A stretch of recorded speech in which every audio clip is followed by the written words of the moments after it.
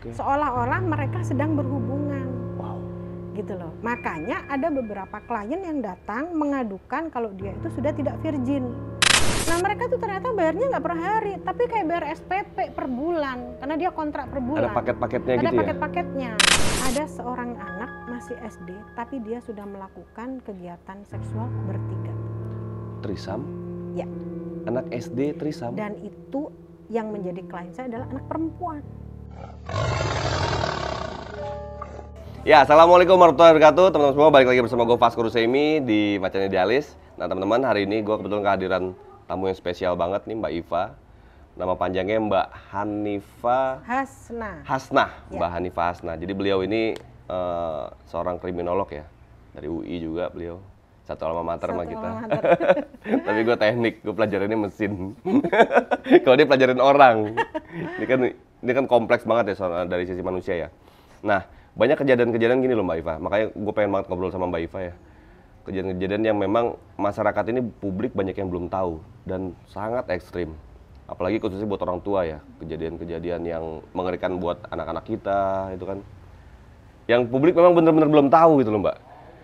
Kemarin gue sempet dengar Mbak Iva ngomong ya soal pacar online gitu ya, yang akhirnya juga bisa jadi berujung prostitusi dan berbagai macam, kayak kejadian-kejadian kakek yang perkosa cucunya, terus ustadz yang kiai yang main ML sama santrinya. Ya namanya manusia ini kan unik-unik Mbak ya, banyak banget case-case yang mungkin kita perlu tahu dan gimana solusinya. Gue pengen minta nanti dari Mbak Iva nih, klien-kliennya Mbak Iva nih seperti apa, tapi di ujung nih solusinya yang harus kita tahu, gimana kita sebagai orang tua harus ngapain gitu Mbak. Mbak, kalau buat konteks yang Mbak sendiri jalanin gini ya, sebagai kriminolog tuh ngapain gitu? Sebenarnya tugas kriminolog itu adalah mencegah kejahatan. Nah, mencegah kejahatan itu berarti harus bisa mengidentifikasi dari sebuah keluarga, dari sebuah masyarakat, itu ada tanda-tanda kejahatan seperti apa. Nah kalau bisa kita harus melakukan upaya preventif gitu loh. Makanya kalau di kriminologi itu ada materi pertama itu kalau nggak salah kenakalan anak. Nah kenakalan anak itu intinya adalah bahwa kejahatan itu berawal dari rumah. Berarti kan berawal dari pengasuhan. Makanya banyak orang yang nanya, kok kriminolog ngomongin parenting sih? Karena sebetulnya kalau parenting nggak beres, anak akan delinquen kalau bahasa kriminologinya. Jadi anak itu nggak boleh dibilang jahat, tapi delinquen. Delinquen itu berarti ada sesuatu yang salah yang membuat anak itu menjadi berperilaku tidak normal, yang akhirnya berujung pada kriminalitas.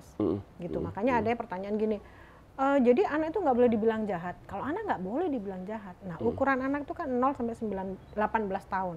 Setelah 18 tahun, ya dia bisa dibilang jahat, bisa dibilang kriminal. Masalahnya anak-anak sekarang sebelum 18 tahun sudah melakukan tindakan kriminal. Lalu gimana? Ya tetap aja secara undang-undang mereka nggak boleh dibilang kriminal. Terus siapa yang salah? Nomor 1 anak itu sendiri, nomor 2 orang tua, nomor 3 siapa? Sekolah, nomor 4 siapa? Masyarakat, nomor 5 siapa? Pemerintah. Itu perilaku pidana pun nggak bisa dipidanakan? Bisa dipidanakan karena dalam undang-undang kan sudah ada ketentuannya. Saya nggak tahu ya pasal berapa karena saya bukan orang hukum. Tapi ada ketentuannya, dia itu melakukan perbuatan hukum itu seperti apa. Terus ada potongan hukuman, biasanya 50% dari yang dibebankan kepada orang dewasa. Lalu ada lagi yang bisa diproses itu seusia berapa? Biasanya 12 tahun sama 14 tahun. Kalau 14 tahun bisa diproses dan dilakukan persidangan. Kalau 12 tahun tidak bisa. Makanya AG kemarin itu bisa dilakukan persidangan karena dia sudah 14 tahun gitu. AG yang mana tuh case itu? AG itu Mario Dandi. Oke. Nah gitu. Jadi kembali lagi, orang tua aware nggak ketika anaknya itu dari kecil sudah menunjukkan sesuatu yang menyimpang atau sesuatu yang arahnya menjadi kenakalan, kejahatan. Kan orang tua biasa bilang, biasalah anak-anak kecil mah seperti itu gitu. Nah seperti itunya itu seperti apa? Karena ada kejahatan yang bisa dilakukan anak itu yang masih dalam tolerir orang tua. Misalnya bolos. Kenapa masih bisa ditolerir? Mungkin ada alasan tertentu atau orang tuanya juga melakukan hal itu. Jadi kenakalan-kenakalan biasa. Nah, kenakalan yang luar biasa adalah yang sudah melanggar aturan-aturan dalam undang-undang. Mbak, kejadian yang kemarin sempat Mbak ngomong itu mengenai ini ya, sewa pacar tuh Mbak. Ya. Itu gimana sih sewa pacar itu maksudnya Mbak? Sewa pacar itu macam-macam Mas ya. Jadi ada agensi dulu. Jadi si agensi itu menyiapkan talent. talent itu adalah orang-orang yang disiapkan untuk menghadapi klien. Klien adalah orang yang menyewa pacar, gitu loh. Agensi A itu hanya melayani chat. Jadi dia dalam perjanjian adalah tidak boleh bertemu, tidak boleh calling gitu. Jadi hanya chat aja. Nah ini biasanya dilakukan kepada anak-anak masih piik-piik nih, bocil-bocil nih. Gitu. Anak piik yang nih, sewa anak SMP. sewa pacar itu anak-anak piik. Iya, anak piik. Anak SMP nih. Okay. Karena mereka juga nggak punya uang sebanyak itu seperti yang dikeluarkan oleh agensi yang bertarif besar. Okay. Kan kalau yang bertarif besar itu misalnya bisa calling 3 jam itu berapa? Oh 3 jam itu 150, nggak punya kan uang sebanyak itu buat orang-orang dewasa tuh ya? Dewasa awal itu kan usia 21 tahun. Oke, jadi agensinya ada market-marketnya nih ya? Marketnya buat yang dewasa, bahkan market buat anak-anak juga ada? Jadi yang menarik itu sebetulnya gini Mas, agensi itu sudah melakukan survei, marketku ini nanti siapa? Wow. Gitu loh, ya enggak? Oh marketku adalah anak-anak kecil, berarti kalau anak kecil apa yang kita tawarkan? Oke. Oh, chat doang. Apa yang dia sampaikan? Oh, disapa tiap pagi. Apa kabar? Hari ini kamu seneng nggak? Hari ini apa perasaanmu hari ini?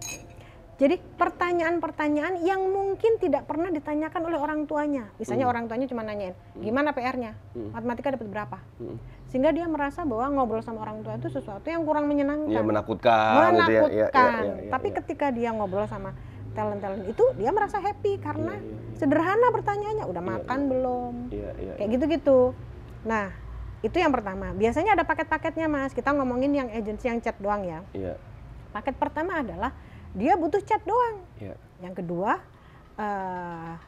bisa sayang-sayangan. Jadi boleh manggil sayang, boleh manggil cinta, gitu ya. Nah paket yang ketiga biasanya bisa nonton. Itu ada pilihannya tuh. Nonton apa? Nonton film, tapi lewat chat juga. Jadi menggunakan aplikasi tertentu, terus mereka nonton bareng. Nonton bareng. Jadi gini Mas, misalnya nih, kok Mas Bang. Misalnya nih, aku sama Bang Vasco nih, talentnya Bang Vasco. Aku sebagai kliennya, lagi nonton. Terus aku bilang gini, Bang tadi romantis ya gitu. Terus Abang bilang gini, iya aku suka adegan yang ini gitu. Semua lewat chat. Ini anak-anak kecil ya? Ini anak dari kecil sampai remaja, dewasa awal lah sampai seperti itu. Nah kalau kita lihat secara psikologis, sebetulnya ini kan aneh ya. Sebetulnya ketika kita itu punya hubungan dengan seseorang, kita itu akan merasa happy, kebutuhan kita terpenuhi ketika kita melihat bagaimana bahasa tubuhnya, air mukanya, bagaimana tatapan matanya, bagaimana gerakannya, body language-nya seperti apa. Itu mungkin tempo bagaimana dulu, orang-orang dulu. Ini kriminal orang zaman sekarang gitu zaman kan? Sekarang seperti anak-anak itu. Zaman sekarang. Nah nanti yang paling akhir dia bisa melakukan hubungan seksual. Tapi nggak ada penetrasi juga dengan menggunakan chat juga, aneh kan? Hubungan seksual tanpa penetrasi, dengan hubungan dengan bantuan alat. Wow. Gitu. Bocah-bocah. Jadi nanti Bang Vasco sebagai talent itu akan memandu. Seolah-olah mereka sedang berhubungan. Wow. Gitu loh. Makanya ada beberapa klien yang datang mengadukan kalau dia itu sudah tidak virgin. Begitu ditanya, siapa yang melakukan? Pacar? Bukan. Terus teman? Kan. Bingung kan? Sebagai konselor bingung dong. Melakukannya di mana? Dia datang ke rumah kamu? Enggak. Di mana? Ini kan kejahatan baru Mas, karena kalau kejahatan konvensional zaman dulu ada pelaku, ada korban, ada tempat kejadian, ada saksi, ada bukti. Ini nggak ada. Jadi kamu melakukan di mana? Di chat. Bingung nggak? Sebagai orang zaman old. Iya. Terus bagaimana cara kamu melakukan? Ya chatting aja, chatting mesra, lalu chatting hot. Tuh chatting aja dibasah tuh? Basah. Waduh. Lalu dia dituntun untuk memasukkan sesuatu. Oh, pakai dildo. Nah, gitu. Jadi mereka itu dan nggak perawan tuh ya? Iya, akhirnya kan terjadi perobekan di misfinya tanpa ada penetrasi. Nggak pakai orang dia? Nggak pakai orang. Nah ini yang membuat tiba-tiba anak itu merasa ketakutan, galau, nggak mau sekolah, nggak mau keluar kamar. Karena secara naluriah anak kan tahu bahwa aku ini berdosa, aku ini gila gitu ya. Aku ini melakukan perbuatan yang tidak baik. Tapi aku mau ngomong ke orang tua juga nggak mungkin. Akhirnya apa? Akhirnya adalah mereka keinginannya bunuh diri.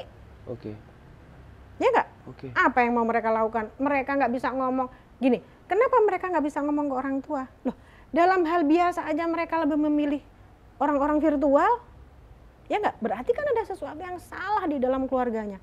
Ayah ada tapi tiada, ibu ada tapi tiada, ya nggak? Ibunya ada loh, mereka hidup berkelas. Ini kejadian bukan cuma satu ini ya, bukan satu kejadian. Berarti kan kalau agensinya udah ada, berarti kan pasarnya banyak kan, Mas. Makanya mungkin di. Sebentar Mbak, harganya tuh berapa? Macam-macam Mas. Kalau yang tadi saya sebutkan itu ada yang 7.000, kalau yang paling mahal itu ada yang 27.000. Cuma 7.000 perak bisa punya pacar online. Per hari. Bisa punya 7.000 perak buat sewa pacar. Iya, 7.000 itu per hari.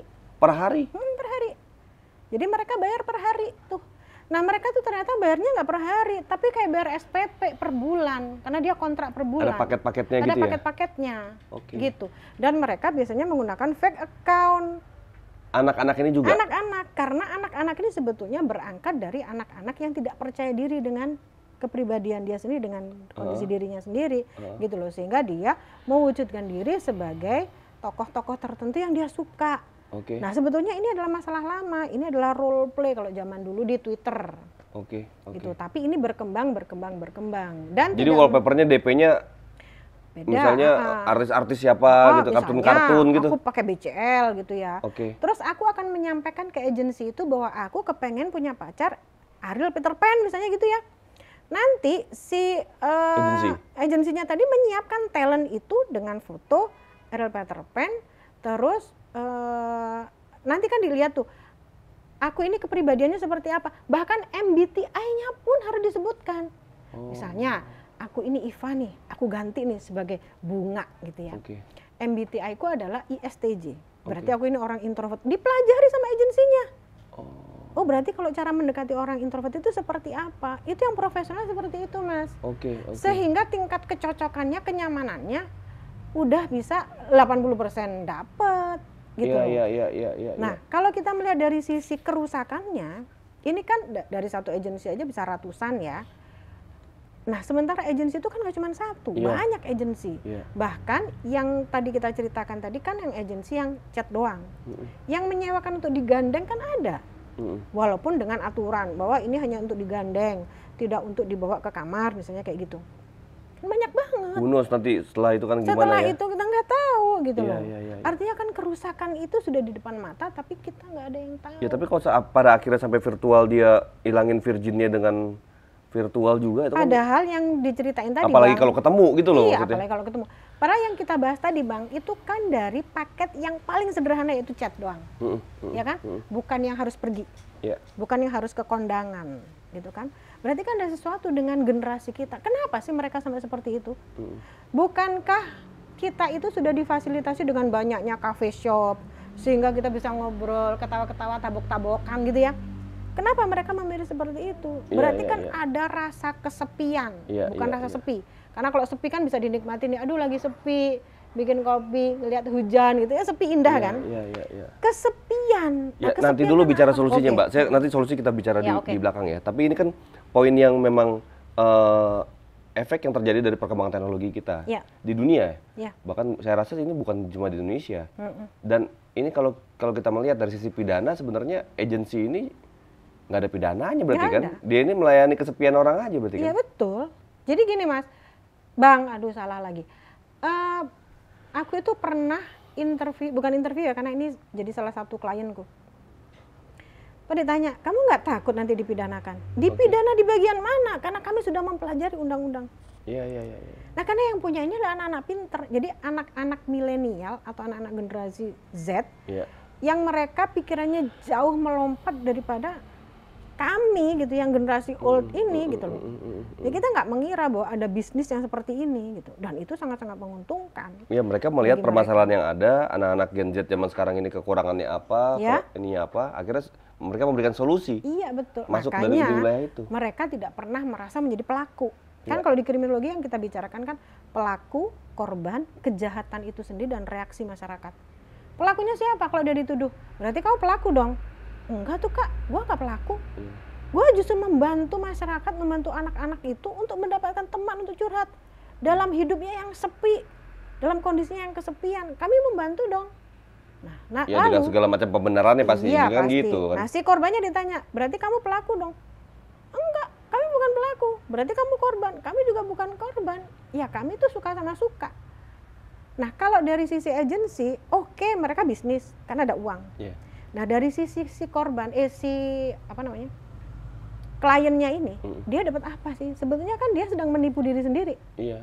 Iya nggak? Iya, dia ngobrol sama dia sewa Ariel Peter Pan sebagai pacarnya seharga 7.000 perak per hari.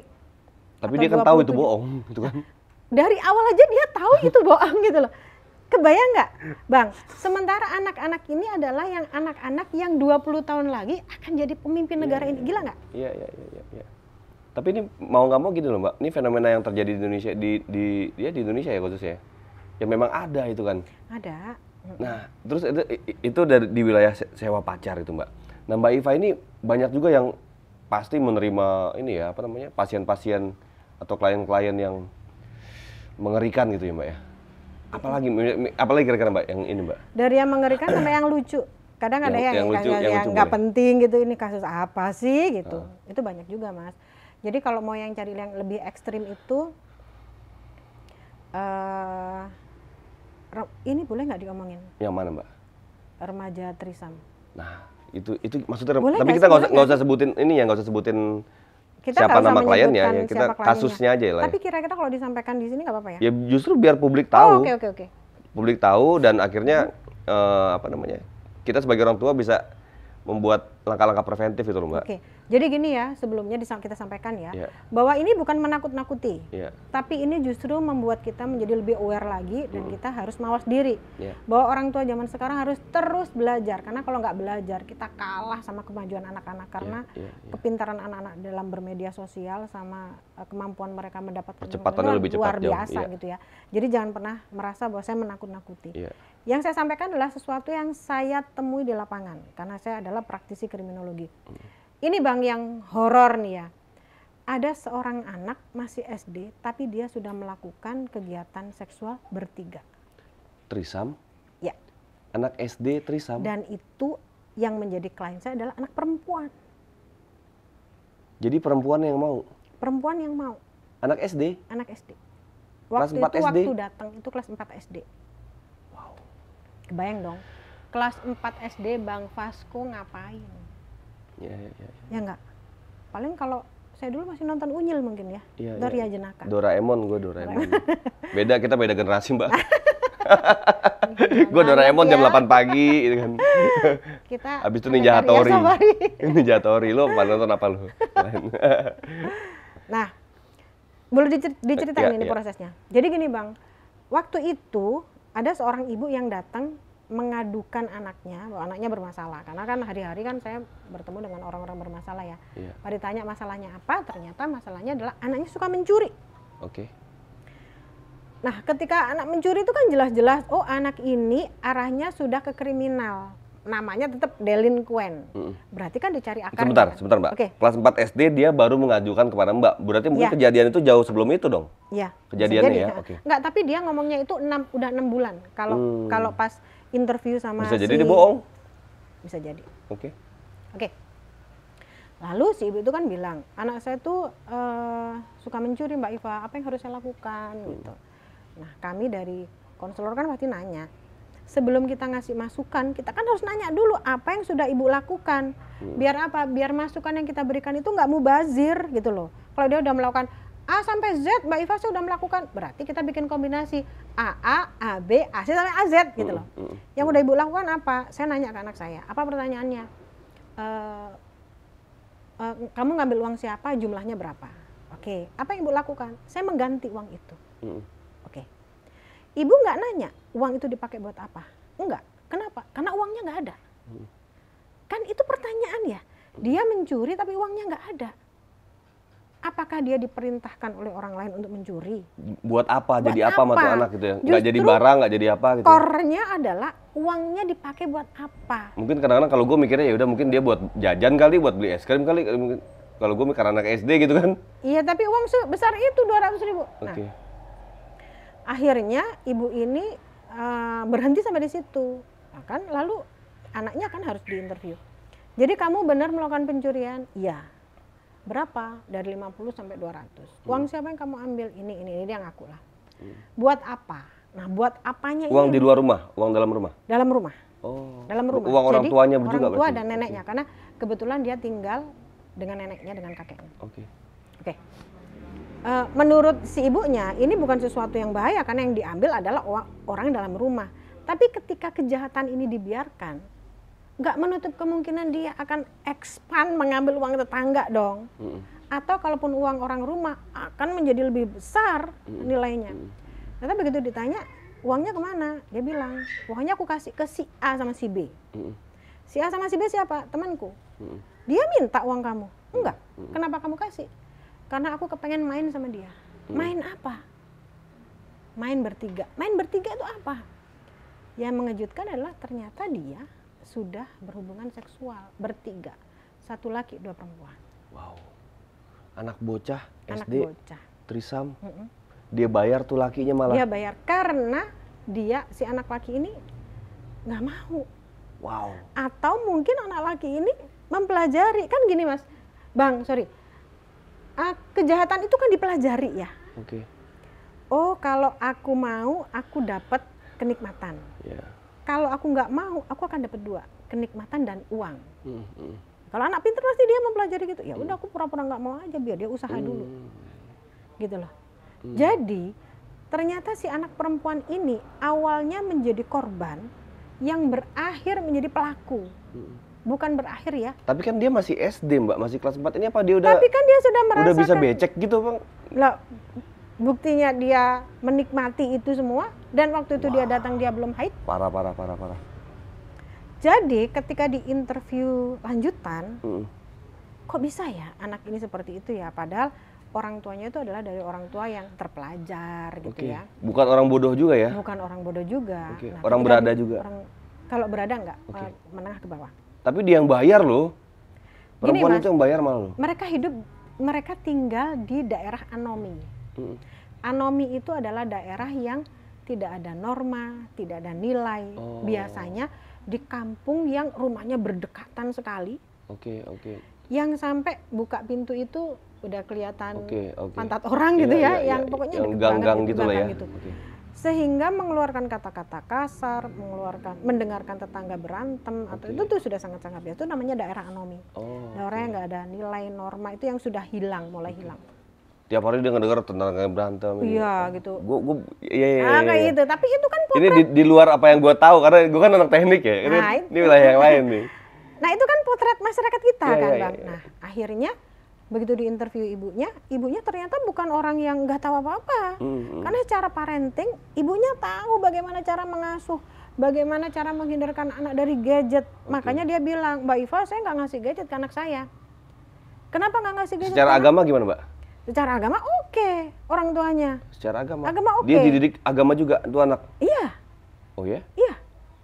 Dari keluarga yang agamis. Agamis itu gimana maksud agamis? Agamisnya tuh gini, dia kalau anaknya memang sekolah di sekolah biasa ya, tapi orang tuanya itu yang aktivitas keagamaannya itu rutin dan mayoritas, mendominasi. Keluarga Islami lah ya? Ya, oke. Nah kita balik lagi, ibunya ini adalah orang yang tahu tentang parenting, maksudnya punya ilmu gitu loh. Kalau dia ngasih gadget ke anak, kemungkinan anak akan adiksi, kemungkinan anak akan menggunakan adiksi macam-macam lah. Termasuk dia bisa buka pornografi, sehingga nggak dikasih. Tapi orang tuanya lupa bahwa anak ini akan menyerap informasi dari manapun, termasuk dari temannya, ya nggak? Lalu ketika ditanya anak ini taunya tentang gambar-gambar itu dari mana? Ya dari temannya. Jadi ibunya meninggalkan di jam-jam tertentu, ternyata anak yang dikasih gadget ini main sama temannya, yang temannya itu bergadget. Dan yang dimainkan atau ditonton temannya adalah pornografi. Nah, ketika anak nonton pornografi itu sebetulnya kan hantaman ya. Baru awal itu kan kaget gitu kan. Ya nggak? Setelah kaget, dia tuh kan terbayang-bayang. Aduh, tadi yang gue lihat apa ya? besoknya kepengen nonton lagi. Nah kita nggak tahu ini yang anak gue ditonton. cewek semua masalahnya, gue jadi parno jadinya. Anak perempuan nggak terlalu suka sama pornografi. Ntar dijelasin ya. Oke. Beda sama anak laki-laki. Nah anak laki-laki itu setelah kaget, level keduanya adalah dia penasaran. Tadi apa yang gue lihat ya? Terus level lagi, ditonton lagi yang tadi itu. Level selanjutnya adalah dia akan menonton hal lain. Naik lagi levelnya, hal lain lagi. Oh yang laki satu, perempuan satu udah aku tonton nih. Fetisnya meningkat tiap ini ya. Kebutuhannya jadi tiap level meningkat, dia udah dapat ini. Dopaminnya muncrat, dia butuh lagi. Oke. Oh aku mau nonton yang lain. Oh aku mau nonton yang anak-anak sama orang dewasa. Oh aku mau nonton yang satu perempuan dua laki. Oh aku mau nonton yang sama binatang. Itu terus-terusan tuh. Nah ketika mentok, acting out, dia harus melakukan dong. Ya nggak? Praktikum. Nah praktikumnya dengan siapa? Ya dengan orang terdekat yang gampang dirayu, tersedia, ya kan? Itu seumuran biasanya? Itu bisa seumuran atau di bawahnya, paling banyak sih di bawahnya. Oh. Nah ini yang melakukan anak SD akhir sama SMP awal. Jadi dia kelas 4 SD yang melakukan di bawah umur 4 SD? Atasnya. Di atasnya? Atasnya, laki-lakinya di atasnya. Waktu itu SD kelas 6 kalau nggak salah sama SMP kelas 1. Oke. Mungkin sekarang pelakunya udah SMA ya. Iya. Nah akhirnya melakukan karena merayunya kan gampang kalau temen deket. Iya nggak Bang? Iya. Merayunya gampang dan udah dicekokin juga. Tuh kita mau praktek seperti ini loh. Gitu. Nah masalahnya akan berkembang begini. Ketika si anak perempuan sebenarnya Mbak gini loh, sorry dipotong dikit Mbak. Sebenarnya generasi gua juga dulu ya misalnya cewek-cewek bispak lah itu dibilangnya ya. Sorry ya, cewek-cewek bispak itu juga udah banyak sih sebenarnya ya. Udah cukup banyak, bahkan sampai yang ngebayar-bayarin laki-lakinya yang ganteng-ganteng dibayarin gitu kan sama cewek-cewek gitu. Tapi ini kan yang jadi lebih ekstrim karena perkembangan teknologi makin cepat nih Mbak ya. Karena gini, Bang Vasco ya, sebetulnya kejahatan itu istilahnya gini, old wine in the new bottle. Jadi kejahatannya sama zaman dulu, kemasannya aja beda. Caranya beda. Dan ya. sekarang informasinya jadi lebih banyak gitu loh. Kalau zaman saya dulu mungkin ya, harus lihat stensilan, belilah. Beli itu kan malu kan, harus pergi, terus diumpetin. Kalau sekarang kan diem di rumah nyalain AC, kita bisa nonton sepuasnya. Dan kita bisa memilih semuanya gitu loh. Tinggal download VPN gitu kan. Iya. Bisa buka semua diblokir. Nah seperti itu. Iya. Nah akhirnya si anak dua tadi laki-laki itu mencari korban. Kebetulan korbannya tersedia, ya nggak? Dibilang korban juga dia nikmatin juga tuh laki. Awalnya dia emang korban. Nah makanya gini, Bang Vasco, kalau kita mau lari ke parenting, ketika si anak perempuan ini awalnya dia jadi korban, dia pasti berbeda dong responnya ketika habis dilecehkan. Kalau kita ngomong dilecehkan, dia pulang pasti panik, takut, nangis, kesakitan. Orang tuanya kemana? Orang tuanya nggak menangkap perubahan itu dari anaknya. Iya. Kalau dia menangkap perubahan, loh anakku kenapa ya habis main kok kayak gini? Kok dia habis main sama siapa? Kan ditanya. Kenapa sedih? Aku kayaknya kesakitan. Apa yang sakit? Habis jatuh. Kalau sampai anak ini sebulan nggak ketahuan, kemana orang tuanya? Ngapain aja orang tuanya? Ya itu kan untuk orang yang jadi korban, tapi ini kan dia menyenangkan buat belum menyenangkan dong. Baru awal itu dia mengaku kalau dia kesakitan. Karena perawannya hilang gitu? Iya. Ya mungkin karena ada, gini, pastinya anak dua si pelaku tadi itu kan dia tidak berpengalaman. Dia kan mungkin gerada-geruduk atau gimana yang membuat dia merasa bahwa aku sedang dibully nih. Jadi kan sisinya banyak gitu loh Bang Vasco yang bisa kita bahas, dari orang tuanya seperti apa, dari pertahanan diri anak ini bagaimana. Kok aku digituin, aku nggak mau dong. Aku ini berharga loh, aku nggak mau dong dicolek. Aku nggak mau dong dicium. Berarti kan ada yang miss dari pengasuhannya. Ya nggak? Dari diri sendiri dia nggak tahu loh kalau dia sebentar Mbak, tadi dia itu ngelakuin beberapa kali? Banyak kali, akhirnya dia menikmati. Jadi besoknya kan dia main lagi, diperlakukan seperti itu lagi. Entahlah besoknya atau beberapa hari selanjutnya. Tapi itu kan berulang peristiwa. Ini yang mau nih, anak ceweknya ini kan? Anak ceweknya sebetulnya nggak mau, tapi karena mainnya di situ, anak laki-laki ini kan merasa bahwa ini bisa nih anak nih, karena dia lemah, pribadi yang lemah. Makanya kenapa Bang, kita harus punya anak dengan pribadi yang kuat. Galak harus, Gitu loh. Aku nggak suka digituin. Kamu nggak boleh, nggak sopan gitu. Ayahku akan membela aku mati-matian kalau kamu jahat sama aku. Nomor satu yang dimajuin adalah ayahnya. Iya. Gitu loh. Iya. Nah, ketika besok ke situ digituin lagi, sementara dia nggak punya penguatan bahwa aku ini berharga, aku ini bernilai, aku nggak boleh digituin. Lama-lama dia menikmati dong. Nah, ketika dia menikmati, dia ada keinginan untuk mengulang. Padahal belum tentu si anak 2 ini ngajak. Ya nggak?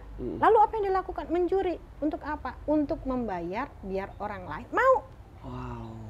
Jadi pertama kali dia nggak bayar dulu nih ya? Nggak bayar karena dia diajak. Ketika dia yang butuh, dia harus nyari orang dong. Nyari orang siapa? Yang tahu ya cuma 2 orang ini yang mengedukasi tadi itu. Oke, stop sampai di situ ya. Itu level 1. Level 2-nya adalah ketika dia pengen, tapi orang 2 si A sama si B ini nggak mau, dia harus kemana? Dia harus mencari orang lain, C dan D. Padahal C dan D kan belum bisa. Berarti yang mengedukasi siapa? Si Eneng ini dong. Berarti yang dia awalnya jadi korban, jadi pelaku. Korbannya semakin banyak. Ya nggak? Ya. Horor banget. Nah, jadi muter tuh, diputerin semua tuh. Semua digilir dong. Udah banyak akhirnya korbannya dia tuh. Gini, ketika korbannya banyak, padahal itu dalam satu lingkungan, kenapa nggak ada yang ngomong ke orang tua? Artinya kan ada yang salah dengan hubungan antara anak dengan orang tua. Harusnya baru kan ketahuan karena tuh anak ketahuan curi, bukan ketahuan itu ya. Jadi yang lain-lain justru nggak melapor, Bang. Kan aneh. Harusnya kan harapan kita, korbannya yang laki-laki tadi diajak ngomong dong sama emaknya, mama aku tadi diajak sama si Neng itu begini, aku kan malu, misalnya aku diisep atau di apa, aku nggak mau digituin, nggak ada yang ngomong. Iya. Gitu. Nanti diceritain. Akhirnya dari anak sebagai korban menjadi anak sebagai pelaku, ya kan? Nah, anak sebagai pelaku ini kebetulan nggak sampai di blow up dan kasusnya nggak sampai kemana-mana. Tapi korbannya kan banyak. Dari 2 pelaku, 1 korban. Ini 2 laki, 1 perempuan. Lalu 1 perempuan ini mendapatkan 2 lagi nih. Jadi 4 dong. Terus yang 2 ini nggak mau nih, C sama D nggak mau. Dia cari E sama F. Kira-kira A, B, C, D, E, F. Nyari korban lagi nggak? Yep.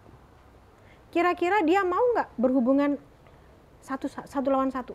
Kalau dia sudah merasa nyaman dengan lebih lah. 1 lawan 2. Iya, bisa mungkin lawan 3 besok ini. Nah, padahal anak-anak ini kita nggak tahu apakah amit-amit salah satu akan jadi mantu kita. Nah, berarti apa nih yang salah? Sebetulnya bertanggung jawab itu siapa sih atas ini semua? Sementara orang-orang zaman sekarang merasa bahwa itu kan bukan urusan saya. Anak saya baik-baik aja kok. Anak saya di rumah menurut kok, di kita kamar. itu baik-baik aja ya. Taunya di kamar dia sewa pacar. Sewa pacar ya. Berarti kan balik lagi, hayolah orang tua. Balik lagi ke rumah. Balik lagi ke rumah itu bukan kita ada di rumah. Tapi pikiran kita, perasaan kita, rasa sayang kita, tanggung jawab kita. Bahwa orang tua harus jadi orang tua yang profesional. Profesional aja ketika bekerja ya datang pagi, nggak terlambat, menyelesaikan pekerjaan dengan baik. Kalau orang tua yang profesional gimana? Ya sama. Mengasuh dengan baik, mengayomi, mendidik, dan lain-lain itu kan masalahnya orang tua zaman sekarang nggak profesional. Jadi sekarang gini loh Mbak, apalagi ditambah dengan sistem pendidikan kita di sekolah ini, di sekolah anak-anak, saya gambarin anak-anak saya aja Mbak ya. Mereka nih cewek-cewek ini, anak-anak saya masih kecil-kecil, paling gede tuh kelas 3 SD. Itu dituntut hafalan tahfiz Quran yang lumayan banyak gitu kan. Jadi ibunya tuh tiap hari ngajarin tahfiz Quran, terus hafalan Quran. Berarti ini dari sisi agama pun untuk bicara hafalan pun kita nggak cukup sebenarnya ya? Nggak cukup, harus holistik. Tapi sebetulnya gini, ketika anak-anak itu disibukkan dengan sesuatu yang itu akan menjadikan dia karakter baru, dia itu akan terhindar dari kejahatan. Gimana maksudnya Mbak? Jadi kan gini, anak itu, bukan anak, semua orang itu bisa selamat dari perilaku menyimpang ketika ada 4 hal ini. namanya attachment, yang kedua involvement, yang ketiga komitmen, yang terakhir adalah belief. Attachment itu berarti ada kedekatan. Kedekatan dengan orang tua. Kedekatan itu tidak hanya kedekatan fisik loh ya, tapi kedekatan secara emosional, batinnya, secure dengan orang tua. Sehingga dia merasa bahwa ketika aku melakukan kejahatan di luar, kasihan dong ibuku, ayahku sayang banget loh sama aku. Jadi itu bisa jadi CCTV berjalan tuh kemana-mana tuh. Dia pergi kemana-mana, dia ingat sama orang tuanya. Dia deket sama orang tua. Jadi bukan deket yang dia nggak suka. Makanya Bang, harus sering-sering nanya, Ade tahu nggak kalau ayah itu sayang sama Ade? Ade ngerasa nggak? Enggak, kalau sayang kenapa marah-marah terus? Kalau sayang kenapa cuma nanya PR, nggak pernah nanya perasaanku? Itu jadi harus rutin begitu? Harus ditanya dong, karena gini, banyak sekali suami istri yang nggak merasa kalau suaminya itu sayang gitu loh. Contohnya, mau ke sana nggak boleh, mau ke situ nggak boleh. Menurut suaminya itu adalah bentuk sayang, tapi menurut istrinya adalah itu bentuk pengekangan. Pengekangan, iya. Berarti kan nggak nyambung rasa cintanya. Nah itu harus ditanya ke anak. Iya. Kakak ngerasa nggak kalau ayah itu sayang sama kakak? Ngerasa. Apa contohnya? Kalau kakak sedih, ayah nggak pernah ngomelin tapi cuma dipeluk. Kalau ayah kesel, ayah nggak pernah ngomong kasar, cuma dipeluk, cuma bilang gini, ayah kesel sama Dede. Itu kan ayah keren banget. Berarti kan dia merasa bahwa kita tuh sayang sama dia. Itu harus disampaikan. Itu harus disampaikan. Tapi untuk anak-anak yang sudah bisa berpikir, itu umur berapa misalnya? Dari umur 3 tahun kita harus bisa menyampaikan. Udah bisa begitu? Kan mereka tahu ya orang yang sayang seperti apa. Kalaupun dia nggak bisa ngomong, dia pasti bisa ngangguk. Ibaratnya kan sayang sama ini loh Mbak. Orang-orang kadang sayang sama pemberi itu kan beda lah ya. Orang anak-anak tuh menangis minta minta pisau misalnya, kan nggak harus kita kasih itu kan pisau itu kan. Iya betul. Kalau saya sering bisikin anak-anak Mbak ya, tapi masing-masing beda, tapi saya bisikin, Papa paling sayang sama kamu, jangan bilang-bilang ya, kamu tahu kan sayang, iya aku tahu misalnya, gitu-gitu boleh? Boleh, sangat boleh. Jadi buat anak-anak saya gilir tuh gantian ngomongnya, tapi saling nggak tahu gitu. Dia adalah orang yang paling istimewa lah pokoknya. Gitu. Nah kalau dia seperti itu harga dirinya naik. Sehingga ketika dia ada temen yang nakal, dia merasa bahwa aku nggak bisa diperlakukan seperti itu. Ayahku sayang banget loh sama aku. Iya. Nanti ya, ibu sayang sama kalian. Kalau kalau anak gede ya, ibu nggak rela ada laki-laki yang membuat air mata kamu netes 1 tetes aja. Karena ibu selama ini memelihara hatimu. Itu udah ada mikir dong, tapi nggak hanya dengan kata-kata. Setiap hari seperti apa? Itu attachment. Yang kedua komitmen. Komitmen itu adalah dia ini punya tanggung jawab apa sih? Hafalan, ya enggak? Terus kompetisi ini itu. Ya akhirnya hafalan jadi sekedar cuma hafalan doang. Gitu. Nah, ketika dia punya komitmen itu, kalau udah lebih dewasa, dia tahu aku habis ini mau masuk SMP mana, SMA mana. Kalau udah lebih dewasa, aku sebetulnya cita-citaku tuh kepengen hidup seperti apa. Sehingga dia fokus ke situ. Yang ketiga, involvement dia terlibat dalam kegiatan-kegiatan apa. Makanya remaja itu harus banyak kegiatan, biar apa? Biar dia lupa sama kegiatan-kegiatan kejahatan. Yang terakhir baru belief itu agama, nilai-nilai, moral, walaupun itu kan harusnya ditaruh di atas ya, tapi secara teori seperti itu. Nah ketika anak nggak punya kegiatan di dalam rumah aja, kata orang tuanya nggak jahat, kejahatan itu sekarang di mana-mana loh Bang. Sampai nyamperin kita ke dalam kamar mandi, ke dalam kasur, ke dalam kamar ya. Gitu.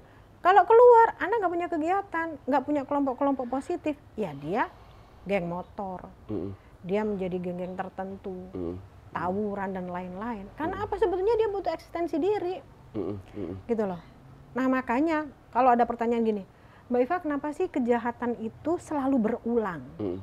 Nah kejahatan itu nggak berulang kalau satu ada aturan, yang kedua ada sosialisasi, yang ketiga ada fasilitasi, yang keempat ada punishment yang jelas gitu loh. Nah sosialisasi sebetulnya dilakukan nggak? Aturannya dilakukan nggak? Gitu. Aturan di rumah aja. Fasilitasinya dikasih nggak? Misalnya, oh ternyata main gadget lebih dari 5 jam itu bahaya. Main gadget lebih dari 5 jam per hari itu bahaya? Misalnya. Itu bahaya misalnya. Bahaya untuk mata. Oke. Bahaya untuk kesehatan karena dia diam doang, dia nggak bergerak gitu ya. Misalnya nih, ini terlepas dari PPKM, kan udah enggak kan?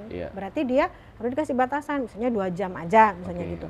Nah, ketika dia nggak boleh main gadget selama 5 jam, fasilitasi lainnya apa? Oh, jangan juga dibiarin aja diem gitu. Jadi kan? gini, nggak boleh ya main gadget ya, itu bahaya, nanti matanya rusak, kamu nanti terus aku ngapain? Terus aku ngapain dong? Iya. Sama kayak kita, jangan main aja, terus mobilnya ditarik, di rumah ngapain?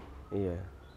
Beliin kayak mesin jahit misalnya ya, beliin deh Lego atau apa. Iya, beliin gitu. Gitar, beliin piano. Nah, Oke.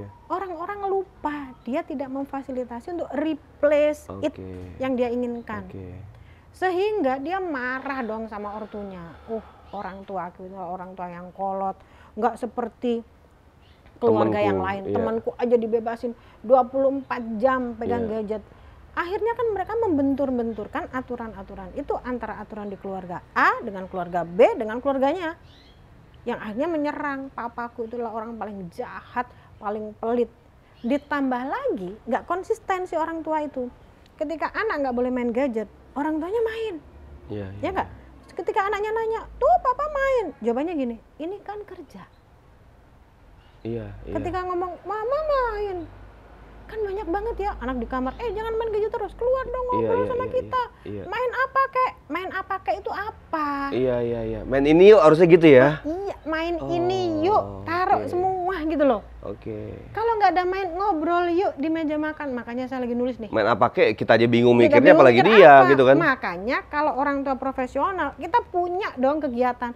Oh, kita mau masak atau makan yang bareng-bareng, ya nggak bisa sendiri-sendiri. Apa? Belah duren nggak bisa dong, ngambil taruh piring dikasih. Ayo masing-masing piring, enggak kan? Iya. Terus kita bakar-bakaran. Yang membuat kita jadi bekerja sama di situ, kan rame-rame. Itu kan harus di list dulu, karena kalau enggak, apa ya? Ya udahlah biarin aja. Karena orang tua juga kecanduan. Akhirnya abai dengan anak-anak yang entahlah dia menyimpang melakukan apa. Ini ngeri sih, ini harus jadi perhatian khusus. Dan sebenarnya hal-hal begini nih gimana ya Mbak ya? Umum terjadi kayak sekarang ya, apalagi di urban ya, di wilayah urban ya, yang perkotaan. Enggak urban Bang, sekarang dimanapun. Sampai di pedesaan. Iya dong, kan selama informasi itu bisa masuk, informasi kan nggak ada.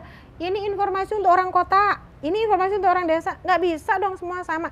Kecuali dulu, zaman kita nih, majalah Hai itu hanya ada di Jakarta misalnya gitu. Berarti orang yang di kampung nggak bisa dong punya majalah Hai, ya nggak? Atau majalah apalah gitu, nggak bisa. Sekarang kan nggak bisa. Semua bisa download. Semua bisa di-download. Jadi ini bukan masalah orang kota, ini masalah semua generasi, semua orang tua.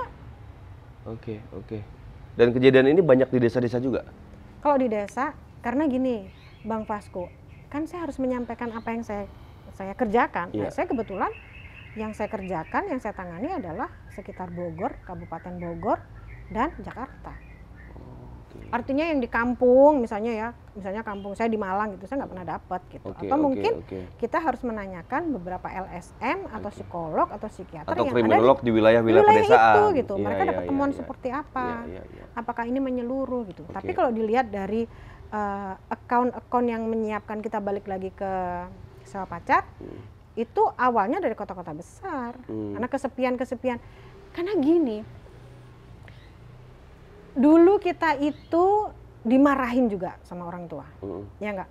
Tapi kalau malam kita nonton bareng sama orang tua, sehingga masih ada nilai-nilai yang diberikan oleh orang tua.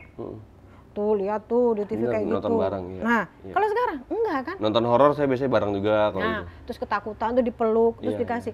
Jadi ada disiplin tapi dengan kasih sayang. Iya. Ya enggak? Tapi kalau disiplin doang dengan teriakan tanpa kasih sayang, orang tua nggak dapat apa-apa loh. Karena anak jadi benci. Kan nilai-nilainya nggak ada. Kamu itu biasanya kayak gitu dikasih tahu susah, mama nggak suka. Terus nggak ada hubungan lagi. Secure attachment-nya hancur. Begitu dia nonton sama orang tua nggak mau. Ayo kita makan di luar. Enggak, males. Belum lagi kalau ada pertanyaan-pertanyaan gini. Bang, kita makan yuk di luar. Ayo mah gitu. Udah mau nih anaknya. Makan apa? Makan ini aja. Itu kan makanan nggak sehat. Ya udah makan B. Kita kan belum makan itu, makan C. Itu kan nggak enak. Itu kan jauh.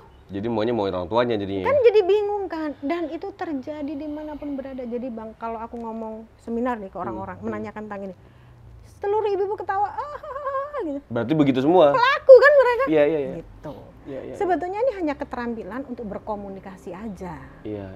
Nah, kalau di kriminologi seperti ini, kalau perlindungan anak itu adalah ketika kita bisa mendudukkan diri sebagai anak itu. Oke. Lalu kita dikata-katain atau dinasehatin dengan cara seperti itu, kira-kira Iva kecil itu menerima nggak? Iya. Ketika Iva mendudukkan diri sebagai kira-kira Iva mirip kecil, sama anak gitu kan, buah nggak jauh dari pohonnya iya gitu kan. gitu. Oke. Ketika aku dimarahin seperti itu, aku sakit hati nggak? Sakit hatiku itu kira-kira membuat aku termotivasi nggak? Apa membuat aku jadi dendam? Misalnya gini, Mika sama siapa? Sama Livi. Oke. Livi dibilang gini, Mika dibilang gini, Mika coba lihat adik kamu tuh, bangun tidur, langsung dilipet, rapi. Dibanding-bandingin. Kan kakaknya, Iya. harusnya kan kakaknya jadi contoh. Kira-kira dia kesel nggak? Kesel sih. Keselnya ke siapa aja? Iya, ke bapaknya, ke adiknya. Nah, akhirnya si kakak itu benci sama adiknya. Dibanding-bandingin itu ya? Karena dibanding-bandingin. Iya. Nah, begitu benci, adiknya bingung dong, kenapa aku dibenci? Iya. Padahal dia bagus kan? Padahal dia bagus. Aku nggak suka sama kamu. Ini, iya. Ini tuh masalah sehari-hari di masing-masing rumah, Bang. Iya. Nah, udahlah dia nggak suka sama emaknya, nggak suka sama bapaknya, nggak suka sama adiknya. Kemana dia mendapatkan ketenangan kalau tidak dengan berhubungan secara virtual dengan penyedia layanan itu? Sederhana kan sebetulnya masalahnya. Iya nggak? Dan mereka menganggap bahwa anak menjadi nakal itu karena peristiwa besar gitu. Enggak, masalah-masalah sederhana. Gara-gara gini, ketika cerita misalnya nih, Mama tahu nggak, si temanku misalnya ya, Dewi misalnya, Dewi kan punya pacar, misalnya gitu. Ini anak kelas 1 SMP. Yang punya pacar Dewi kan, yang cerita Iva misalnya. Terus ibu bilang gini, jangan-jangan kamu juga punya pacar, kan itu teman kamu. Langsung stuck, nggak perlu cerita dia? Males dong. Oke. Cerita lagi, dipatahkan lagi. Kesel dong. Iya. Ketika anak menjauh nggak mau cerita, ibunya bilang begini, kamu terus cerita dong ke mama kalau ada apa-apa. Kalau kamu nggak cerita ke mama, kamu mau cerita ke siapa? Cerita dong, cerita. Kira-kira anaknya stres nggak? Nggak bakal cerita apa? Terus si emaknya gini, Bu Ivo tolong dong, anak saya nggak pernah mau cerita sama saya. Gimana cara ibu memancing cerita? Ya saya bilang, saya ini kan mamanya. Kalau nggak cerita ke mamanya, mau cerita ke siapa? Iya. Kalau ibu digituin, balik lagi, dudukkan dia sebagai anak. Kalau digituin mau nggak? Ya saya nggak mau. Ya udah. Jadi peristiwa-peristiwa sehari-hari. Bang, sehari-hari loh, tapi 365 hari. Kali berapa tahun? Jadi ketika anak itu menjadi bermasalah, nomor 1 yang harus ngaca orang tua dong. Iya. Ya kan? Iya, orang tua yang salah. Nomor 2 sekolah. Iya. Nomor 3 peer group. Nomor 4 media. Gitu. Itu faktor eksternal yang membuat anak menjadi berperilaku positif atau negatif. Eksternal loh ya, pengasuhan, sekolah, yang ketiga peer group, yang keempat media yang dia tonton seperti apa. Jadi kita membuat self defense terhadap anak itu sebenarnya itu yang terpenting ya? Ya, yang terpenting itu. Jadi di rumah aja dikuatkan. Caranya selain itu misalnya gini Mbak, misalnya ada nggak parameter tersendiri, misalnya bapak itu minimal harus berapa kali ngobrol sama anaknya, atau seminggu tuh misalnya berdua aja jalan atau gimana? Ada nggak parameter khusus misalnya yang memang minimal lu harus beginilah gitu loh? Jadi gini, standar untuk orang tua anak itu nyaman ketika ini macam-macam ya. Ini parameter yang umum aja yang untuk anak zaman sekarang. Ketika dia ngomong sesuatu yang buruk aja dia pede ke orang tuanya. Contoh. Bu, ini evaluasi nih buat kita semua nih ya, buat kita semua gini, sebagai Bu, orang tua muda. Ibu mulai hari Senin, aku mau berhenti jadi anak baik. Kaget nggak ibunya? Hah, berhenti jadi anak, kamu jadi anak apa nih? Respon orang tua itu biasanya gini, mau jadi apa kamu? Padahal kita itu akan anak kita akan selamat ketika isi kepala anak kita itu kita ketahui. Oh iya, mau berhenti jadi anak baik. Terus jadi anak apa? Anak nggak baik dong. Anak nggak baik itu seperti apa? Karena kita nggak tahu dong isi kepala. Nah, misalnya nih contohnya gini. Aku mulai Senin mau jadi anak nakal. SMP nih. Kita kan mikirnya gini, kita pernah SMP dong. Nakal itu berarti merokok, bolos sekolah, mencontek, pacaran, ciuman dan lain-lain. Tapi kita nggak tahu isi kepala dia. Nakalnya seperti apa? Nakal yang mana? Oh, kayaknya seru banget di hari Senin nakal gitu. Aku mulai hari Senin aku nggak mau sekolah pakai kaos kaki panjang. Misalnya gitu. Sepele dong. Kita pengen ketawa dong, tapi kan nggak bisa ketawa. Karena di kepala dia itu adalah sesuatu yang nakal. Oh, nakal banget gitu. Oh, tanggepin lah gitu ya. Tanggepin malah ya. Karena gini, tugas orang tua itu sederhana sebetulnya. Tugas orang tua itu hanya jadi cermin ketika anak menunjukkan sesuatu. Nakal banget. Jangan bilang gini, itu mah cemen. Dia ngerasa, oh kurang nakal gitu. Iya. Nakal banget. Iya. Biar apa? Ya biar keren, masa aku dituduh anak baik, kan kalau anak baik nanti dibully. Oh, berarti di kepala dia anak baik adalah anak yang kaos kakinya panjang, terus menunjukkan kepatuhan, nanti dibully. Terus apa ketika kamu, nah ngeceknya gini Bang, ketika dia sudah nakal, apa yang akan dia lakukan, dia tahu konsekuensinya nggak? Itu. Jadi anak harus belajar ini, berpikir, mitigasi, memilih, memutuskan, ambil konsekuensi. Jadi dia tahu nih. Betul. Jadi kalau kamu udah pakai kaos kaki pendek, terus kira-kira apa yang terjadi? Deg-degan. Terus kan teman-teman tahu kalau aku nakal. Iya. Aku keren. Aku bandel. Mereka nggak akan ngebully aku. Berarti cuman itu doang modal dia, nggak dibully kaos kaki pendek. Padahal kan dia bisa pakai kaos kaki tetap panjang sebenarnya. Gua nggak suka ya lo kayak gitu. Berarti dia nggak bisa ngomong kayak gitu. Itu yang harus kita latih. Terus gini, kalau misalnya guru kamu tahu, ini gimana? Ya dihukum. Terus gimana caranya biar guru kamu nggak tahu? Ya aku harus ngumpet. Atau kalau diperiksa sebelah kanan, aku yang kanan aku pinjam punya temanku, biar panjang tapi aku tetap kiri, sehingga temanku masih tahu kalau aku bandel. Nih, Bang Vasco, yang ada di kepala anak itu benar atau salah? Ya, secara anak-anak ya bener juga jadinya Mbak. Akhirnya gimana ya? Dia pengen dapatkan sebuah eksistensi sebenarnya poinnya ya. Dia dapat eksistensi, Iya. Tapi kriminal mainnya jalan kan? Jalan. Berarti apa yang harus kita lakukan? Sabar kan? Nah, syaratnya sabar itu syukur. Syukur dia ngomong ke kita. Nah, ketika dia ngomong ke kita, berarti dia secure dong. Nah, ketika anak secure, kita mau ngasih masukan gampang. Ya, kita masuk dulu ke dalamnya. Ya, gitu. Baru kita cuci dari situ ya. Nah, nunggu waktunya kapan nih nyuci nih bocah nih gitu. Oh, gitu kenakalan kamu. Mana cemen gitu. Wah, nakal banget. Coba koreksi kalau salah Mbak. Misalnya itu terjadi sama anak gua misalnya gitu ya. Cerita begini nih. Kalau misalnya gua ngomong gini misalnya, akhirnya wah nanti kalau oh gitu ya. Akhirnya kalau misalnya ntar kamu pakai kaos kaki panjang, yang bandel pendek ya? Yang bandel pendek ya. Kalau kamu pakai pendek, terus kamu dianggap gimana? Kalau kamu pakai tetap panjang, terus kamu dianggap gimana?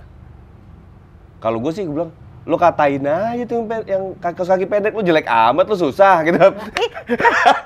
Kalau gue sih bakal gue gituin. Kata-kata itu udah direm. Oh gitu ya? Karena yang keluar itu harus dari anaknya, bukan dari bapaknya. Iya kita tanya dulu berarti kan? Ditanya dulu, terus gimana? Oke. Nih. Sampai dalam pokoknya, sampai masuk. Sampai dalam. Misalnya nih. Ini anak belum boleh kita arahin tuh. Belum dong. Kita harus tahu ini anak. Nah, itu yang tuh kan tunjuk-tunjukkan. Iya. Nah, biasanya bapak-bapak nggak telaten karena laki-laki itu cenderung mencari solusi kan. Kan digituin doang gitu. Udahlah katain gitu ya. Sampai kita tahu isi kepala dia itu sampai sejauh mana. Pokoknya sampai selesai dia cerita. Mentok dulu nih ya, mentok dulu ya. Tapi gini Bang Vasco, ini namanya kontrol sosial. Ya, kontrol sosial itu ketika orang tahu anak kita mau nakal, kita kan nggak boleh diam. Dan dia mau melakukan kenakalan di sekolah, ngomong dong ke gurunya. Karena kita nggak bisa kerja sendiri. Bu guru, Miss, Ustazah, tolong dong. Anak saya mau nakal, nggak mungkin lah Mika nakal gitu biasanya. Tapi dia hari ini mau pensiun jadi orang baik, dia mau pakai kaos kaki pendek misalnya kayak gitu. Tolong dicek gitu. Sehingga ada kontrol dari pihak sana. Tapi sebelumnya kita nanya, kalau kamu ketahuan apa yang kamu lakukan? Ya aku roknya aku panjang-panjangin. Itu kan. Tapi itu klasik gak sih Mbak? Dulu kan juga zaman kita juga gitu dulu. Yang pakai kaos kaki pendek itu yang keren gitu kan? Iya. Nah, ini hanya salah satu contoh paling ringan. Karena kesananya konfliknya kan besar. Misalnya, Pak, kenapa ya aku tuh pengen banget merokok? Oke. Kamu pengen merokok?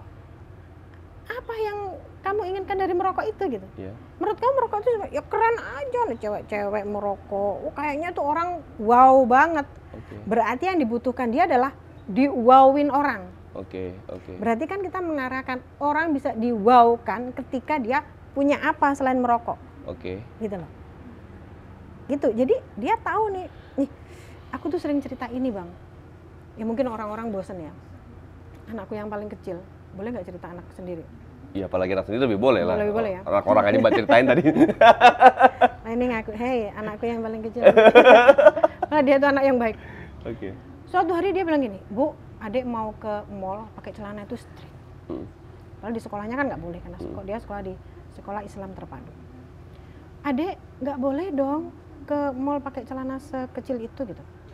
Laki nih? Perempuan. Emang kenapa? Kan di sekolah nggak boleh. Ini kan hari Sabtu. Sekolah kan Senin sampai Jumat. Bener nggak dia ngomong gitu? Iya. Bener dong. Iya. Selama ini gue nggak boleh, gue pengen boleh dong. Dan kata ibu aturan dari sekolah. Ini kan nggak sekolah. Bener dong. Kita kan harus lihat dari sudut pandang dia. Iya. Pokoknya masuk dulu di sudut pandang dia ya. Masuk aja dia. Oke. Kalau nanti di mall ketemu sama ustazah gimana? Ngumpet dong. Jangan sampai ketahuan. Betul nggak? Iya. Itu adalah solusi buat dia. Iya. Kalau misalnya nggak sempat ngumpet gimana? Ya begini. Assalamualaikum. Syukur-syukur ustazahnya nggak lihat. Iya. Kalau lihat gimana? Senin dipanggil. Iya. Kalau Senin dipanggil, kira-kira apa yang terjadi? Oke. Dikurangi poinnya. Kalau dikurangi poinnya, apa yang dilakukan? Ya diterima. Orang salah. Oke. Berarti dia itu finish sampai konsekuensinya. Oh. Sehingga ketika dia dihukum sama sekolah, dia nggak rewel. Oke. Kalau ibu yang dipanggil gimana? Ibu nggak perlu datang. Ada yang ngomong ke guru, jangan dipanggil. Ibu aku udah ngingetin. Tanggung jawab dong. Ini anak. Walaupun dalam dia salah. kerangka kejahatan. Iya. Tapi setidaknya proses berpikirnya dia tahu konsekuensinya apa. Kalau itu. Masalahnya anak zaman sekarang nggak ngerti konsekuensi itu apa. Yang dia lakukan adalah yang dia inginkan hari ini. Iya. Aku pokoknya pengen iPhone. Pengen iPhone. Berapa harga iPhone? Iya. Kira-kira papa punya nggak uang segitu? Papa baru punya bulan depan. Iya. Nah biar bulan depan bisa beli iPhone, berarti kita selama 2 bulan ini kita nggak jajan. Itu kan konsekuensi. Iya, betul. Terus dia nerima, oh iya Pak. Beres dong. Iya. Dan kegiatan berpikir itu harus diulang pun orang tuanya. Oke. Gue sering kalau itu sih gue sering ajarin tuh Mbak ke anak-anak tuh Mbak. Bahkan akhirnya jadi sampai tapi gue dicap jadi pelit. Kalau sama papa tuh pelit. Kalau kesini cuma bisa boleh jajan ini, kalau mau mama tuh lepas tuh dia bisa jajan apa aja tuh. Nggak kompak. Lepas kalau mamanya tuh. Nah itu yang diperlukan. Bapaknya pelit lah pokoknya. Tapi sebetulnya harus ada penyeimbang sih, karena kalau ibu-ibu kan biasanya nggak bisa pelit ya, apapun yang penting anak happy gitu. Jadi emang harus ada, tapi alangkah baiknya kalau ada kesepakatan di antara kedua orang tua. Nah balik lagi, jadi ini kan masalah-masalah kecil. Padahal duit juga duit dari gua gitu kan, yang pelit gua jadinya. Jadi image pelit tuh sama bapaknya. Jadi gua yang ini. Nah balik lagi, berarti bagaimana cara menghindari kondisi-kondisi yang seperti tadi itu. Kan kita ini orang tua, kita nggak bisa mengandalkan pemerintah, mengandalkan sekolah, mengandalkan teman-temannya, peer groupnya. Jadi yang pertama ya kita harus ngaca lah. Iya, sebagai orang tua. Sebagai orang tua. Jadi gini, ketika anak sewa pacar, sewa teman, sebetulnya intinya mereka mau apa sih? Ngobrol kan, diterima perasaannya kan. Berarti ada pihak lain yang seharusnya menerima perasaan tapi tidak melakukan itu kan. Sembuhkan itu, sama seperti batuk. Dia ini batuknya itu karena alergi. Mbak, tapi kan susah Mbak, kita ini kan apalagi orang-orang tua milenial ini ya. Minum ya? Iya, belum minum dari tadi. Iya, sampai haus. Jadi orang-orang tua milenial itu kan kebanyakan juga akhirnya yang kerja di luar itu lebih banyak waktu di luar dia dibanding di rumah. Pas kira apalagi khususnya bapak-bapak ya. Nyampe rumah dia udah tinggal capek, istirahat, mau ngeladenin kayak gitu kan juga susah. Nah, mungkin yang ibunya yang tidak kerja masih lebih baik akhirnya jadinya. Tapi banyak juga yang ibunya pun kerja juga di luar loh Mbak. Kayak gitu gimana solusinya? Jadi gini, sebetulnya ya, menghadapi keluarga-keluarga atau perkembangan keluarga zaman sekarang itu kan bukan berarti nggak bisa. Oke. Karena gini, ketika kita ngomong nggak bisa, ada nggak yang bisa? Ada ternyata yang bisa. Ada yang gitu. bisa. Okay. Berarti kan ini hanya masalah cara kan? Yang namanya salah cara kan? Misalnya ketika bisa ketemunya itu hanya di weekend, kan bisa dimaksimalkan. Atau ketika bekerja, kita bisa video call dong. Dengan bahasa yang baik, dengan 3V, verbal, visual, vokal. Kayak tadi. Aku mau pakai kaos kaki pendek. Kata kita gini, ih cemen banget. Hah? Jahat banget, tapi muka gitu. Iya. Itu kan nyenyek banget, ya nggak Bang? Iya. Berarti kan verbal, visual, vokal itu harus kita persiapkan. Iya. Hah? Bandel banget gitu. Kalau nggak bisa, ya jangan berespon berlebihan, nanti malah ketahuan, bohong nih gitu. Responnya nggak baik. Verbal, visual, vokal. Jadi ketika ngobrol, Mbak, tapi kadang gini loh, gue kadang-kadang mikir, gue dianggap katro gak sih sama anak gue kan. Kadang-kadang gue ngeliat misalnya kalau orang tua gue ngobrol gini kan, misalnya orang tua gue zaman dulu, ayah mana ngerti tren zaman sekarang gitu misalnya kan. Kadang-kadang gue ngobrol, gue dibilang lebay, apa-apa nggak jelas kata dia kan. Gue jadi kok, berarti gue kayak orang tua gue dulu, gue dibilang katro dalam hati dia gitu kan. Gitu kan sih Mbak? Tapi emang kadang-kadang kita memang menunjukkan ke anak kalau kita tuh nggak tahu. Biar mereka bisa menguasai, bahwa dia merasa bahwa, oh aku ini keren loh, aku lebih tahu loh ya. Ternyata nggak tahu itu nggak apa-apa loh. Karena kalau orang tua selalu menunjukkan papa tahu, papa itu paling tahu, papa berpengalaman ini itu, dia akhirnya mentok, males ngomong, pasti tahu. Gini aja Bang Vasco ya, anakku yang kecil aja kalau cerita, Bu tahu nggak di TikTok kan ada ini, terus aku jawab gini, Ibu tahu, dia marah. Ibu kalau tahu bilang nggak tahu dong, biar ada itu nggak buang-buang waktu gitu. Nah, tapi gini, ketika ibunya bilang, oh ibu nggak tahu, tapi verbal, visual, vokal nggak pas. Bohong nih kelihatan. Bohong, pasti tahu, pura-pura nggak tahu.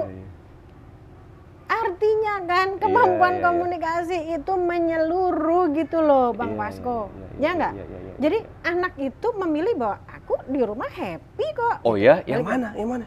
Iya, kita penasarannya juga pura-pura ada gitu ya. Nah ketika kita nggak siap, ya kita time out dulu. Sebentar ya, Papa masih harus mengerjakan ini sambil menyiapkan verbal, visual, vokal tadi itu. Oke, tenangin dulu ini. Tenangin. Nah, balik lagi. Lalu bagaimana yang kehilangan waktu tadi harus bekerja? Berarti harus menyiapkan waktu-waktu di mana kondisi psikologis orang tua ketika bekerja itu lagi positif untuk menghubungi anak. Karena belum tentu ketika anak kita hubungi, dia dalam kondisi positif. Sehingga memancing kita marah karena dia misalnya gini, gimana udah sholat belum? Belum. Kenapa sih nggak sholat? Kan orang itu marah ketika pikirannya negatif, menjadi perasaan negatif, yang keluar jadi negatif. Tapi ketika positif, perasaannya positif kan? Yang keluar jadi positif kan? Jadi kita dulu yang menyiapkan. Nah, orang itu kan punya 5 waktu ya. Pertama me time, yang kedua couple time, yang ketiga family time, yang keempat social time, yang kelima ini yang paling penting receh time. Receh time, nyampah lah pokoknya ya? Nyampah lah. Nah, nyampah ini bisa jadi jalan masuk untuk quality time. Gitu loh. Tapi yang 4 ini harus dapat. Anak harus punya me time, diam di kamar leyeh-leyeh nggak ngapa-ngapain. Nggak apa-apa. Orang kita juga sama seperti itu. Couple time dengan pasangan atau dengan anak berdua. Anak pertama jalan pergi berdua, kasih masukan, sayang-sayang. Besoknya sama anak yang kedua, itu couple time. Family time ketika pergi bareng. Social time, dia harus main. Karena kalau dia nggak main, dia jadi error. Wah, ini orang tua tugasnya sebenarnya berat banget ya. Nah, social time ini yang sering dilupakan orang tua. Jangan main, kamu nanti terpengaruh sama si A, si B. Justru dia harus ketemu sama orang yang aneh, terus dia bertahan biar nggak aneh. Karena anak itu harus punya keterampilan harus hidup. Dia tahu mana yang salah, mana yang benar. Jadi kamu nanti kalau punya temen ya, teman kamu bau rokok, kamu jangan temenan ya. Nggak bisa dong begitu. Kamu kalau punya teman kamu merokok, apa yang kamu lakukan? Ya ikut merokok lah, Ma. Oh gitu. Kenapa harus ikut? Lah kan diajak. Ya aku mau lah. Anakku berarti belum terampil menolak. Berarti harus ada masukan lagi nih. Gimana caranya menolak? Jangan-jangan dia, kalau aku menolak, aku nggak ditemenin. Ya enggak? Terus gimana caranya akhirnya? Dalamin dulu kepalanya. Sampai ke titik konsekuensi akhirnya. Nah, kenapa kamu mau? Ya kalau aku nggak mau, aku nggak diajak main lah. Emang kalau nggak diajak main dia gimana? Dia itu kan orang-orang termasuk teman-temannya hits. Oh nggak hits dong. Oh berarti kebutuhan dia adalah diterima dalam kelompok hits, sehingga dia melakukan konformitas terhadap teman sebaya.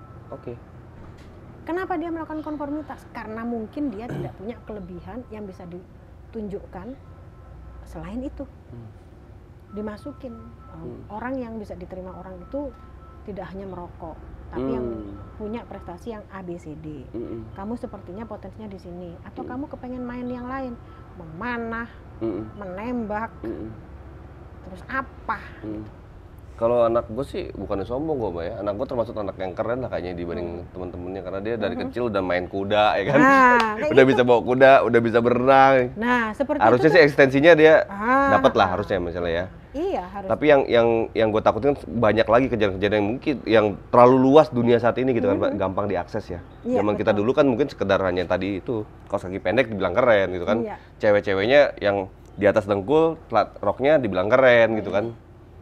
Tapi gue juga nggak sedikit juga gue melihat banyak kayak zaman dulu itu, zaman gue sekolah juga, cewek-cewek yang cantik-cantik justru malah yang rok-roknya panjang-panjang gitu, yang panjang-panjang terlihat cupu tapi sebenarnya dia cantik banget. Tapi di mata laki-laki pada saat itu nggak cantik gitu loh. Dan akhirnya setelah lulus nggak begini-begini, cantik-cantik banget tuh akhirnya kan itu. Nah itu juga yang berarti orang tuanya tuh yang berhasil untuk gitu. itu kan. Jadi terhadap anak-anak kita tuh sebetulnya bukan ganteng dan cantik, tapi bernilai. Gitu. Iya. Nah orang bernilai itu seperti apa? Dia punya value di situ ya. Punya value seseorang itu seperti apa? Ketika dia bisa menjaga diri, bisa menjaga kata-katanya, punya etika. Itu masuk aja tiap hari. Sehingga ketika ada temennya sewa pacar, dia merasa ngapain gua sewa pacar? Itu buang-buang waktu. Kenapa buang-buang waktu? Karena tujuannya nggak jelas, buang uang, kita akan kehilangan. Sementara perempuan itu paling nggak bisa kehilangan seseorang. Ketika kita sewa pacar, kita akan kehilangan orang. Dan kehilangan itu udah dari awal kita udah tahu. Itu kan gila. Ya. Gitu loh. Wah, ini mengerikan banget nih. Nggak berasa sejam loh, Mbak, kita ngobrol nih. Ini ceritanya memang banyak konteks yang ini ya, Mbak ya.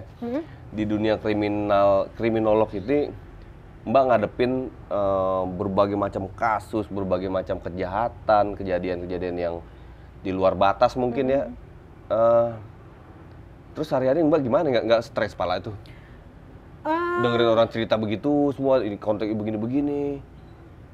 Dulu stres. Apa mungkin nambah ide biar bisa jadi orang jahat akhirnya? Sebetulnya bisa jadi seperti itu. Waktu kami kuliah kan, oh kejahatan baru itu seperti ini. Berarti kalau mencopet itu ada kejahatan lama. Oh berarti kalau kita mau jahat, kita ngambil yang sisi ini dong. Iya, gitu. Nambah ide gitu kan. Gitu. Tapi gini Bang, ini kan udah pilihan ya. Waktu pertama kali kerja di bidang ini, itu stres. Jadi si kliennya udah nggak nangis, kita masih nangis. Jadi aku ingat banget, Bang Vasco. Klienku pertama itu entah tahun berapa. Itu menangani anak SMP diperkosa sama tukang bakso. Yang dia tuh udah nangis di pojokan, nggak bisa ngapa-ngapain. Yang kita udah sabar ya. Anak SMP diperkosa sama tukang bakso. Dan sampai hamil. Di Jakarta? Di Bogor. Oh di Bogor. Terus kita kan ngajarin gambar, mengeluarkan unek-uneknya dengan berbagai macam visualisasi dia gitu. Terus kita yang tiap hari nyisirin gitu. Terus melakukan penghayatan terhadap dia gitu loh. Akhirnya kan kita yang nangis, dia mau udah nggak nangis. Iya. Nah tapi sampai pada akhirnya adalah enggak, ya udah biasa karena merasa bahwa orang bekerja di bidang ini itu tidak banyak, tidak ada yang mau, terus beresiko tinggi. Jadi lebih banyak bersyukur gitu. Ternyata orang di luar sana itu masalahnya banyak banget ya. Yang horor itu adalah kadang kita lupa sama masalah sendiri. Oh iya ya, aku punya masalah ya gitu. Karena saking bersyukurnya, bukan bersyukur masalah orang besar ya, maksudnya gini loh. Oh ternyata masalah gue nggak seberapa dibanding orang lain gitu. Iya. Akhirnya juga bisa jadi cross check. Oh masalah orang itu bisa dipakai buat menyelesaikan masalah ini. Pun masalah orang bisa dipakai buat menyelesaikan masalah kita gitu. Terus gini Mbak, akhirnya kan gini ya. Di semua kriminolog ini ada persatuannya nggak sih? Apa asosiasinya gitu? Asosiasi nggak ada ya. Gitu? Kalau kami nggak ada. Nggak ada ya? Belum ada. Kenapa nggak dibikin asosiasinya? Akhirnya dibuat sebuah rumusan tertentu. Kenapa case ini bisa terjadi, kejahatan ini bisa terjadi? Itulah rumusan-rumusan itu misalnya yang disampaikan kepada DPR, disampaikan kepada pemerintah. Itu butuh bimbingan dari Bang Vasco. Nanti kumpulin Mbak, kita coba bantu ya. Mudah-mudahan kita bisa bantu juga. Mungkin, karena bidangnya kan banyak Bang ya, ada yang iya. bidang perempuan dan anak nih kayak aku, ada yang di terorisme, ada yang di kepolisian, ada yang kejahatan kerah putih. Menurut gua itu Mbak semua hilir ya kejahatan itu ya. Iya. Tapi kita harusnya, sorry Mbak ya, gua menuntut kepada kriminolog sekarang, bukan juga kita mengkritisi kepada kriminolog, harus juga berusaha mencari solusi hulu, bukan solusi hilir itu Mbak. Iya, betul. Jadi dari berbagai macam kriminolog, satu kriminolog aja banyak kasus yang dipegang kan. Kalau ini kumpul beberapa ini, akhirnya mereka ini merumuskan kan, sebenarnya ini hulunya apa sih masalahnya? Yang itu mungkin harus kita dorong di dalam bentuk kebijakan ataupun kalaupun perundang-undangan. Ya nggak semuanya di DPR itu kan ngerti juga pola ginian gitu Mbak. Iya. Butuh juga expert yang untuk ngasih. Karena kita mainnya di akar rumput kan. Iya, iya. Kejadian nyatanya dilihat seperti apa. Mungkin perlu tuh Mbak disampaikan kepada teman-teman juga itu. Jadi kepada teman-teman kriminolog coba buat asosiasi atau Mbak ketua umumnya lah gitu. Polisi, TNI, teman-teman semuanya dari BNN, BNPT dan lain-lain gitu. Lo bener dong Mbak. Ya. Boleh nggak kalau misalnya saya usulkan begitu berkumpul semua kriminolog? Oh sangat boleh. Gitunya. Tapi memang harus diinisiasi ya. Orang-orang yang, tapi harus kriminolog juga gitu. Kayak dokter berkumpul kan, akhirnya dokter menemukan solusi apa, kan gitu loh. Nah, akhirnya ID itu mengusulkan kepada pemerintah, kepada legislatif, kepada DPR. Ada solusi yang bisa Iya, betul. Gitu loh. Jadi yang kita misalnya ada case atau permasalahan tertentu, DPR langsung panggil asosiasi aja. Ya, biasanya kan itu kan berkumpul semua ilmu di situ kan. Semua ilmu kriminal lah semua di situ kan. Harusnya lebih bisa menyelesaikan masalah bangsa ini sih. Iya, benar. Setuju, titip buat Setuju Mbak ya? Oh sangat setuju. Iya, iya. Ya Mbak yang teman-temannya jaringannya di situ sebenarnya Mbak dulu yang kumpulin. Iya, iya. Ya lulusan-lulusan kriminolog itu. Aja. Jadi karena kan gini kan, Mbak tadi bilang, Mbak Iva itu tahu di wilayah Jabodetabek. Kejahatan di wilayah Papua kan beda lagi. Iya, betul. Ya kan, kejahatan di wilayah Sulawesi beda lagi. Di wilayah Sumatera beda lagi. Bergantung di wilayah adat, tergantung kebudayaan dan adatnya kan beda lagi konteksnya kan Mbak ya. Ini kan harus kita cari rumusan hulunya. Yang diterapannya ke wilayah undang-undang itu nanti akhirnya Mbak, dan peraturan pemerintah, entah itu Kepmen apa Kepres, atau kalau perlu mendasar lagi ke undang-undang. Gimana teman-teman, setuju nggak? Ada kriminolog nggak di sini? Coba ini deh. Mbak, thank you banget loh Mbak. Ya, ini gue banyak banget dapat insight baru nih dari Mbak Iva sendiri. Mudah-mudahan teman-teman juga aware ya, di sekarang ini banyak kejahatan-kejahatan terjadi karena hal simple sebenarnya ya. Hal simpel-simpel yang tidak kita lakukan di rumah. Parenting kita terhadap anak-anak kita. Mengerikan. Assalamualaikum warahmatullahi wabarakatuh.